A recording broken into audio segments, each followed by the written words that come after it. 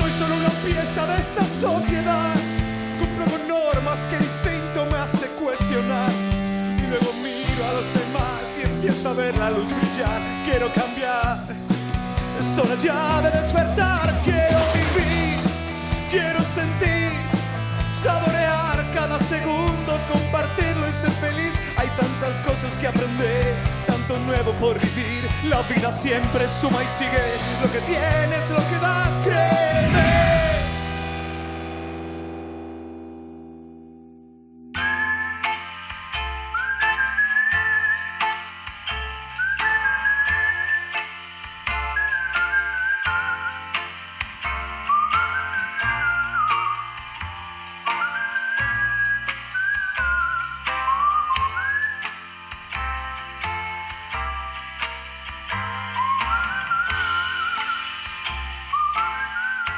El oficio del cambullón aparece a finales del siglo XIX como consecuencia de la actividad creciente de los puertos de Las Palmas de Gran Canaria y Santa Cruz de Tenerife. Los cambulloneros comerciaban por mar y tierra con barcos llegados de todas partes del mundo. De esta manera, productos locales como ron, plátanos puros o pájaros, por citar algunos ejemplos, eran vendidos o intercambiados por radios, cámaras de fotos, medicamentos, jabones... En definitiva, por productos que resultaban complicados de obtener en las islas. La figura del cambullón se mantuvo hasta casi nuestros días, aunque ya de forma residual, pues con la desaparición de los puertos francos en 1976, su figura perdió relevancia de forma gradual. Y ustedes dirán, ¿y qué tiene esto que ver con el bote que estamos preparando ahora mismo para navegar? Pues muchísimo, porque los botes de esta noble disciplina que es la vela latina canaria son herederos directos de las chalanas que usaban los cambulloneros, un noble oficio que también forma ya parte de nuestra historia colectiva.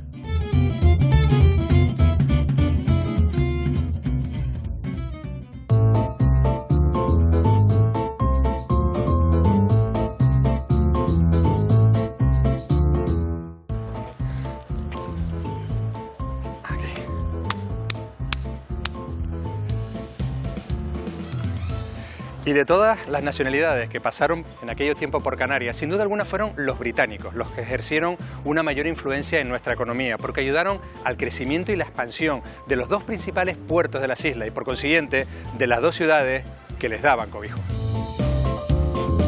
Pero vamos a dar un gran salto hacia atrás y viajar en el tiempo, muchísimo antes de que comenzara nuestra actividad comercial en los puertos de Canarias y de la llegada de los ingleses.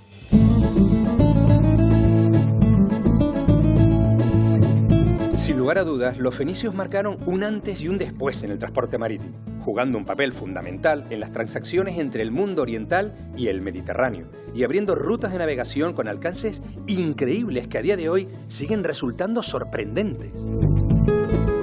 Hablando de rutas, la más famosa sin duda es la Ruta de la Seda, que se ramificaba por todo el continente asiático, conectando China con Mongolia, Persia, Arabia, Siria, Turquía, Europa, África... Vamos, menudo negocio. ¿Y qué me dicen de los vikingos? ¿Sabían que se les atribuye el ser los primeros en crear barcos capaces de navegar tanto por ríos como por mares? Por no hablar de lo que supuso para el comercio la llegada de Cristóbal Colón a América. Vamos, que podríamos estar todo el día hablando de grandes hitos históricos de la navegación comercial. Pero volvamos al tronco de nuestro gran árbol del REF, del que surge una rama con vocación marítima llamada REP, o Registro Especial de Buques y Empresas Navieras de Canarias. Una herramienta destinada a mejorar la competitividad de las empresas navieras que tengan su centro de control, un establecimiento o representación permanente en las islas. El REP sirve para otorgar a las navieras una serie de incentivos fiscales y sociales que repercuten en las propias compañías, en los buques y hasta en los tripulantes de esos barcos, siempre que operen en el tráfico marítimo de mercancías. Es decir, que el REP hace a estas compañías navieras mucho más competitivas y a sus barcos mucho más rentables. Vamos, que ganamos todos. Aunque este barquito que tengo teledirigido es precioso, quizás se nos queda un poco pequeño para lo amplio que es el REP. Por eso vamos a hablar con un especialista que nos va a explicar qué es y cómo funciona.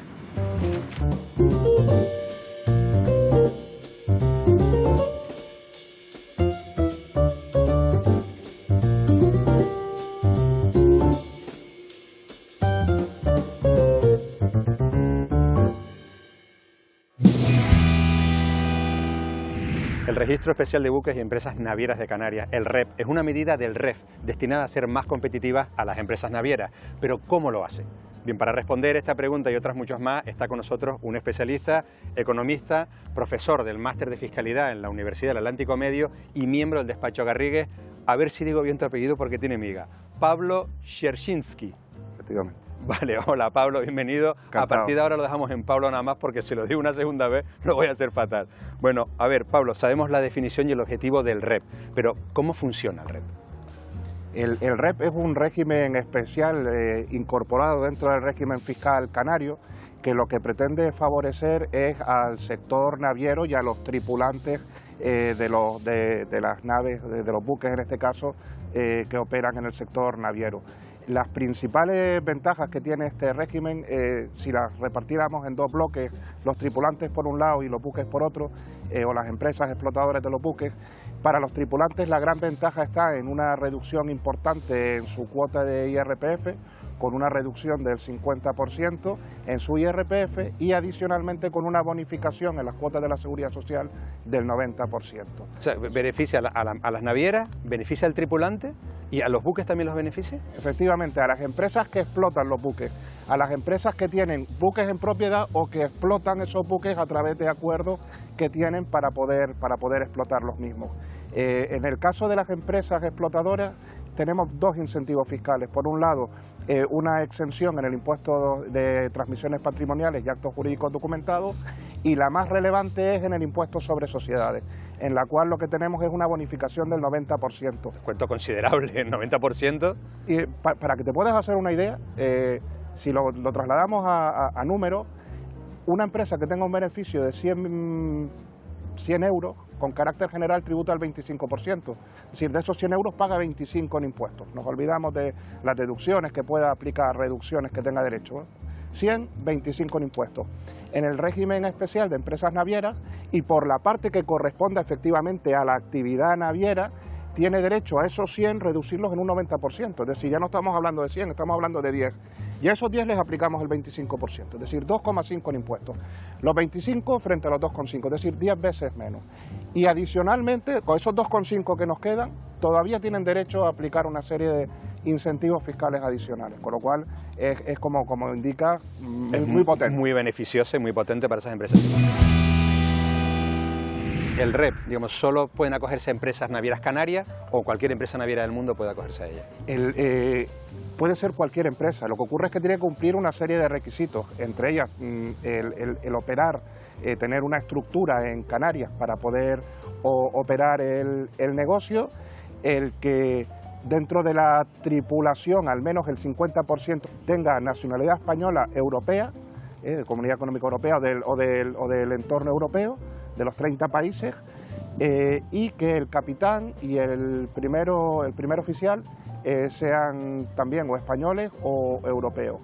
Es cierto que existe cierta flexibilidad porque la operativa muchas veces complica el que se puedan componer las tripulaciones de esa manera, pero con carácter general esos serían los requisitos, al menos el 50%, el capitán y el primer oficial.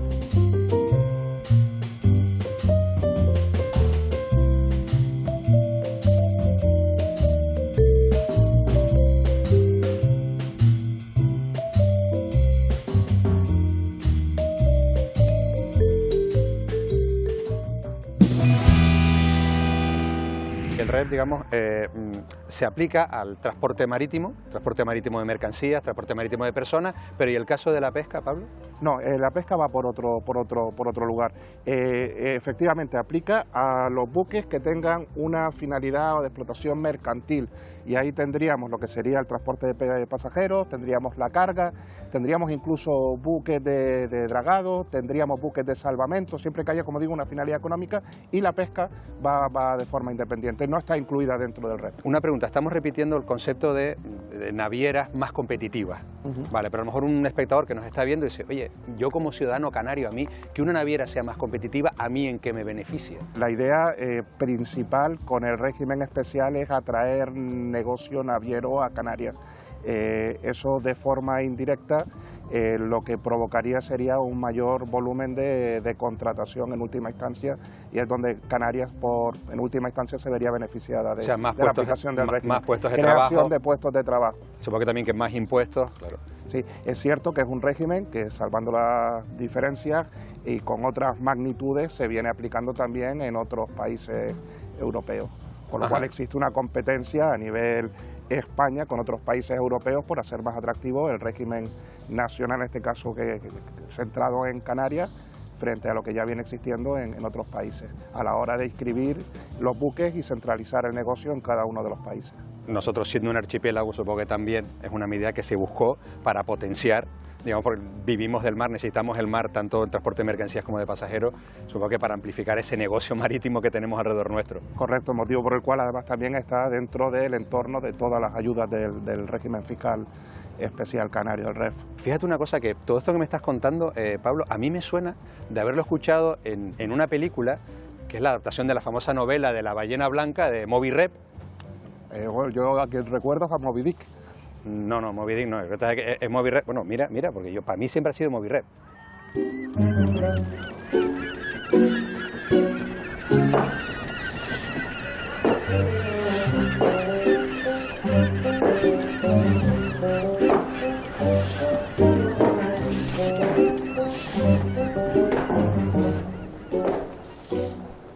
¡Marineros! Un doblón de oro el primero que vea a Moby Rep, la ballena blanca. Capitán, sobre lo de cazar ballenas, queríamos proponerle algo. ¿El qué? ¿Usar arpones dobles, triples tal vez? No, cazar ballenas está muy mal.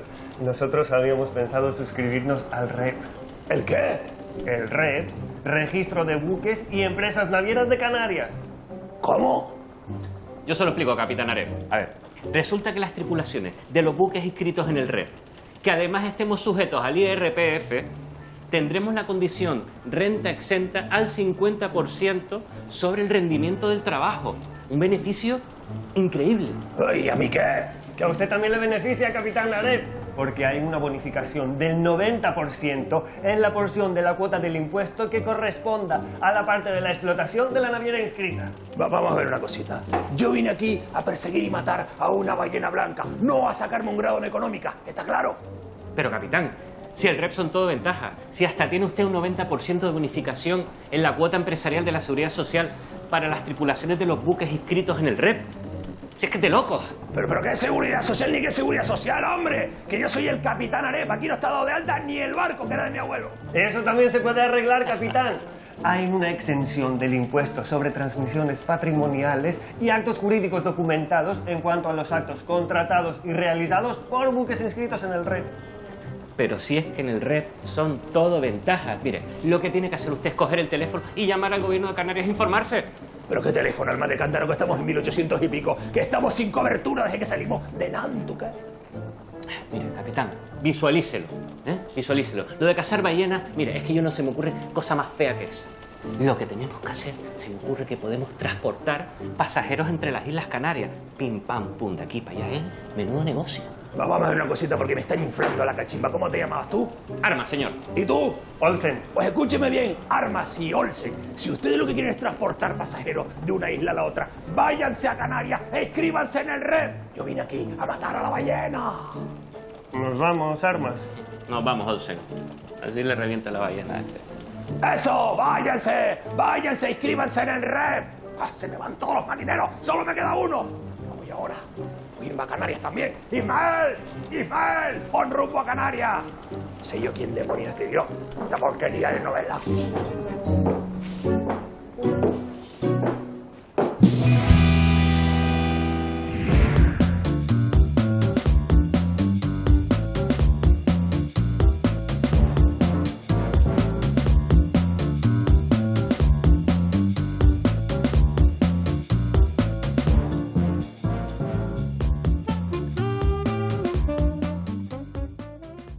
estamos en este entorno tan marinero y tan bonito para conocer un poco más sobre la historia de los puertos canarios.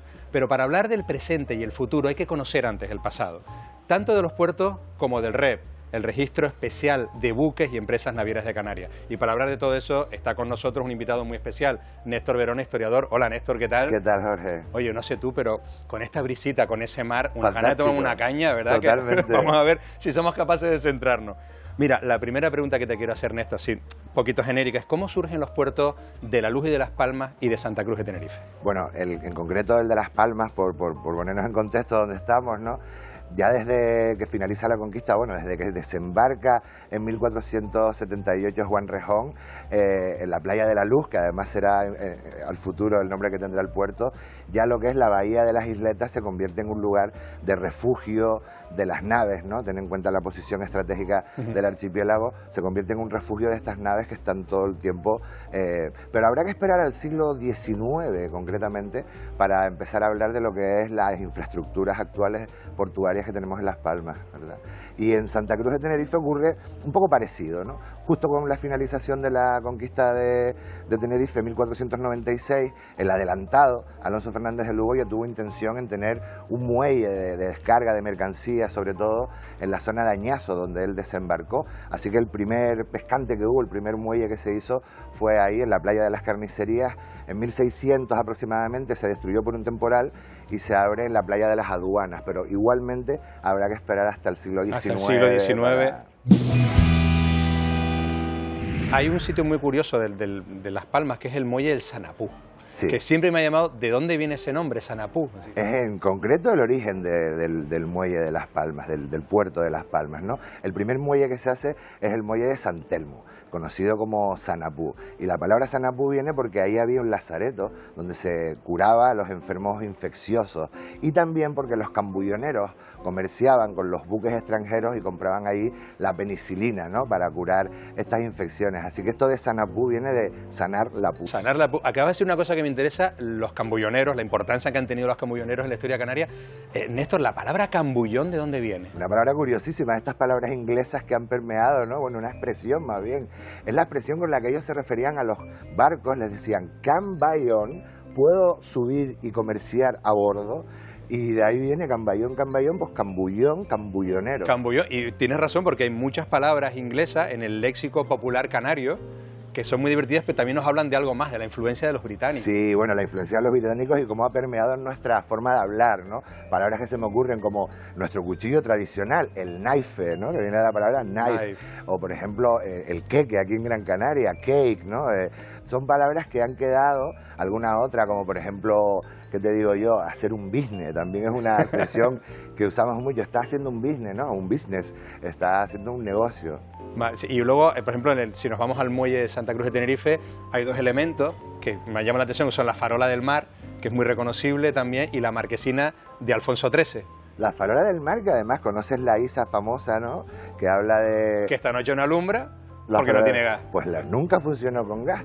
La farola del mar funcionó primero con aceite, después con petróleo y ya con la llegada de la electricidad, pues con electricidad, pero nunca funcionó con gas. Nunca funcionó con gas, o sea, no, qué curioso. No. Esta noche no alumbra la farola del mar. Esta noche no alumbra porque no tiene gas. Porque no tiene gas. Porque no tiene gas. Esta noche no alumbra la farola del mar. Y después con la marquesina también pasa algo curioso, que todo el mundo piensa que la marquesina de Alfonso XIII, ¿no? Cuando Alfonso XIII vino, que se hizo para la llegada de Alfonso XIII. En realidad no, Alfonso XIII llega en 1906 y la marquesina del puerto de Santa Cruz es de 1913. Cuando llegó Alfonso XIII efectivamente se hizo un pabellón, lo hizo un arquitecto, Mariano Estanga, para recibirlo, pero después ese pabellón se desmontó. La marquesina es de 1913 del arquitecto... Alfonso XIII fue el primer monarca español en visitar el archipiélago canario, pero la marquesina al hombre no la vio nunca. No, la marquesina es un poco posterior, de 1913, vale, del arquitecto Antonio Pintor. Mira, fantástico. Néstor, tengo una, mira, me he apuntado aquí en las tarjetitas una fecha que es 1852, que es muy importante para los puertos canarios. ¿Por qué? Bueno, la fecha de 1852 es importantísima porque aparece la ley de Puertos Francos, ¿no? Ley de Puertos Francos. ¿Y cómo influye esa ley de Puertos Francos? La ley de Puertos Francos lo que hace es la liberalización del mercado canario, ¿no? Se puede empezar a exportar, a importar con una serie de aranceles y de ventajas fiscales que lo que hacen es eso, liberalizar el mercado. Por ejemplo, fue el auge del comercio con la cochinilla de Canarias gracias precisamente a esta liberalización del mercado y a la ley de Puertos Francos. O sea, esa cochinilla pequeñita de las pencas o tuneras que se exportaba a Europa para hacer los tintes y todo, algo tan chiquitito produjo, digamos, una revolución en Canarias, impulsó la economía canaria. Todo un ciclo económico, ¿no? Hablamos de diferentes ciclos económicos en Canarias, el ciclo del vino y el ciclo de la cochinilla, muy importante en el siglo XIX. Y a partir de ahí, el florecimiento de toda una burguesía comercial en torno a los dos puertos principales, el de Santa Cruz y el de Las Palmas.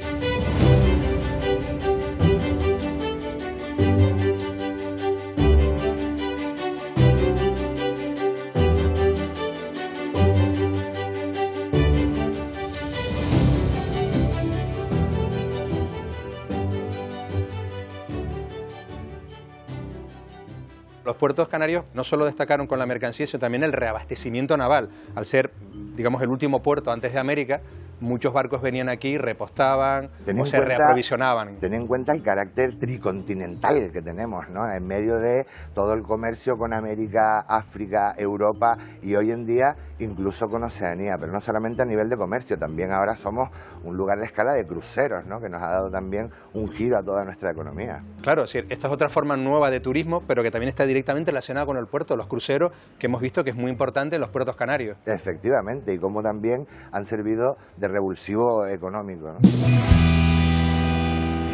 Te voy a hacer una pregunta doble. La primera parte, acabamos de decir que Canarias tiene un vínculo especial con América, no solo sentimental, en el transporte también, último puerto antes de América, ahora también somos puerta de África, incluso tenemos un nexo de comunicación con Oceanía, a pesar de que está tan lejos. ¿Qué futuro le ves tú a los puertos canarios, tanto dentro del turismo, en la economía, en el transporte? ¿Qué futuro le ves tú a esos puertos? Hombre, como históricamente Canarias se ha consolidado como un puente, ¿no? Un puente entre diferentes continentes. Yo creo que el lugar que ocupa Canarias estratégico tiene que ver con ese lugar entre continentes y que sirvamos de puerta para este comercio con otros mercados como actualmente con África, Oceanía, etcétera, ¿verdad? Y la segunda parte, ya más referidos al REP, el Registro Especial de Buques y Empresas Navieras de Canarias, como herramienta. ¿Tú cómo la ves? ¿Cómo la calificarías? Bueno, me parece eso que dices, ¿no? Una magnífica herramienta para mejorar considerablemente la economía de las Islas Canarias. Así que todo lo que sea la mejora de nuestra economía, bienvenido sea. Un impulsito, perfecto. Pues solo me queda una cosa y es bajar a tomarnos esa caña porque darnos un baño. Tengo un calor. ¿Y un bañito también? También. Venga, y un bañito.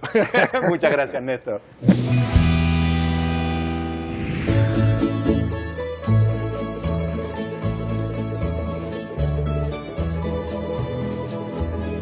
Como hemos visto, el tráfico y el comercio marítimo han definido nuestra historia y nuestra idiosincrasia.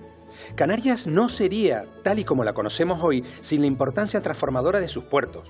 Por eso, nuestro régimen económico y fiscal, el REF, también tiene muy presente este sector económico indispensable para nuestro desarrollo y bienestar. Los puertos canarios siguen siendo una fuente de riqueza y de prosperidad para las islas, que nos siguen impulsando a todos, como hicieron hace tantos años ya, con aquellos viejos cambulloneros que, iluminados por la farola del mar, iban sin descanso de la isleta al refugio y al muelle grande. Nos vemos la próxima semana en Territorio REF.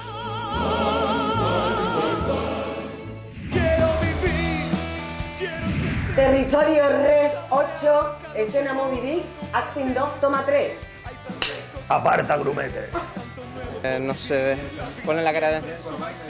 Ahí. Programa 8, Moby Dick, toma 2. No te preocupes. Es difícil este lenguaje. A ver, muy bien ustedes ahí. Bien. Yo me trabuqué la última un poco, pero bien, creo, sí. Bien.